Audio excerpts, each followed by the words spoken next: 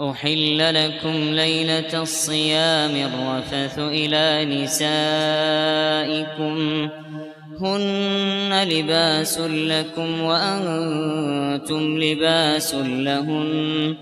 علم الله أنكم كنتم تختانون أنفسكم فتاب عليكم وعفى عنكم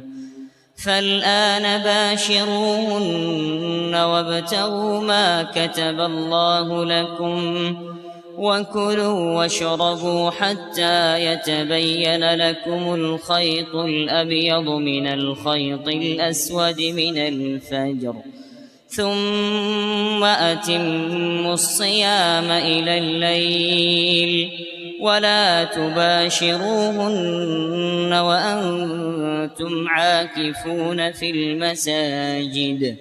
تلك حدود الله فلا تقربوها كذلك يبين الله آياته للناس لعلهم يتقون